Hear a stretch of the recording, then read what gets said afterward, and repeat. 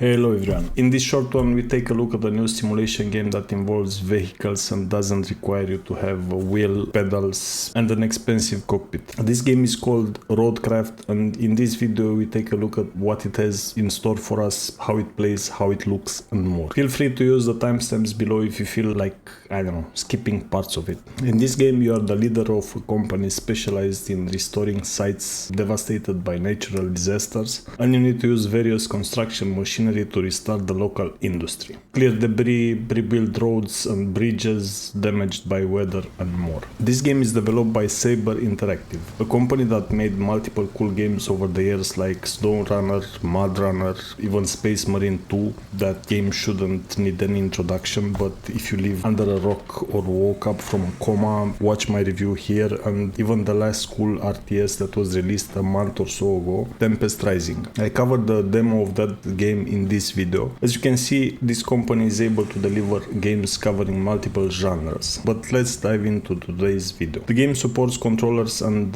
steering wheels, but I've only played it with a mouse and keyboard like a peasant. It also has crossplay and co-op, but again I didn't have anyone to play with. I hear you need to accept some shady terms when you want to play in co-op, so yeah, if that rubs you the wrong way, it might be a deal breaker for you. But if you are a lonely prick like me, don't worry, your data is already out there in the wilds and you'll be playing alone, and yeah, you don't need to worry about that. Now with that out of the way, the game supports DLSS, fake frames and all that. It also has high-res free DLC that's 20 something gigabytes of textures and stuff. On my 4090 I had mostly 70ish FPS plus minus 10-15 here and there, meaning the performance is not stellar. I have no idea how's the game without the high-res DLC though, because I'm special like that. I only started the game after I downloaded the extra 20 gigabytes. You might want to start without it and download it only if you have, I don't know, 100 FPS or more. Now finally onto the game. You start off by creating your company. There are multiple maps and scenarios you can choose from, but you unlock them one by one. Once in the game you are greeted by your annoying secretary or whatever she is.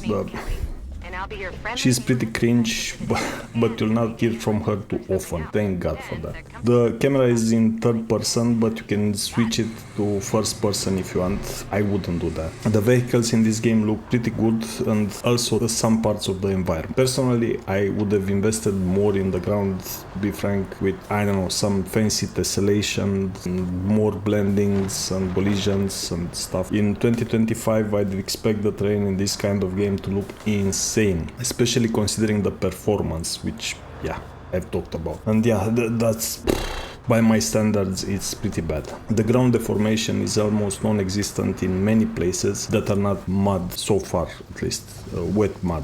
Yeah, they try to fool your eyes with all sorts of decals, but now back to the vehicles. They are a bit floaty, but I like the physics for the most part. No idea why the twigs and stuff explode when you hit them, but oh well. It's just a casual simulator, by the way. You interact with the environments in different ways with different vehicles. With the scout vehicles you do it by aiming the winch and you can hook various elements, then you pull doors open and stuff. What's pretty annoying is the fact that this game is only half simulator and the other half is some sort of Hello Kitty online game, because it doesn't know what it is. It's like devs had one vision in mind and someone came near the end of their development cycle and said, guys, I have an idea. How about you make the game more casual?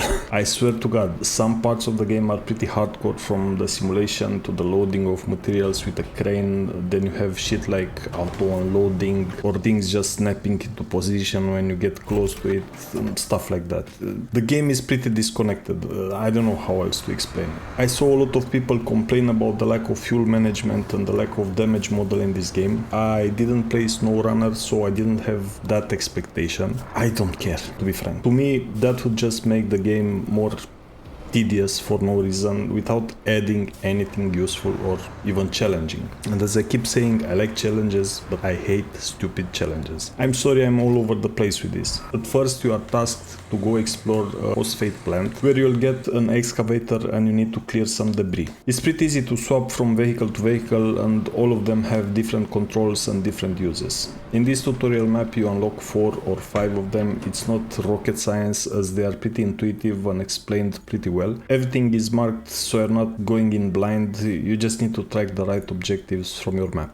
With the path cleared, you need to go to your base of operations where you start plotting a route for some NPC driven vehicles to move around some resources.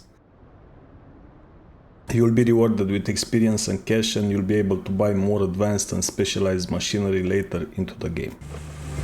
Then you need to go pick up a generator from some sort of abandoned construction site, and you need to figure out a way of going up some ramps with your scout vehicle. Use the winch on the generator and drag it out in a swamp to complete the mission. Don't ask me how that makes any sense, but I had fun doing that mission. Then you get a rusty mobile crane and you need to gather some resources, load them into another vehicle and haul them to another location where you reinforce the flood wall on the river with tower cranes.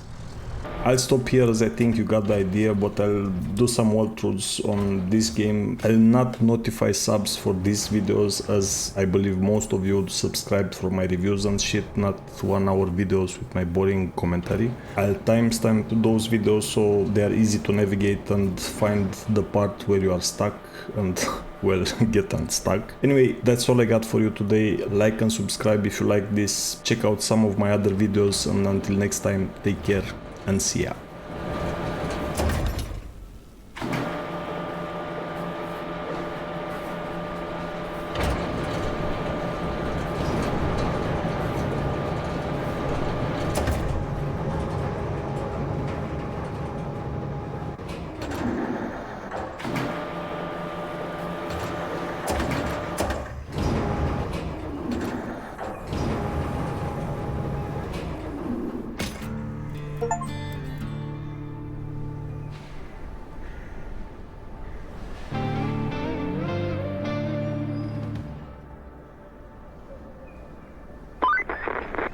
Jeez Louise, that was a close one.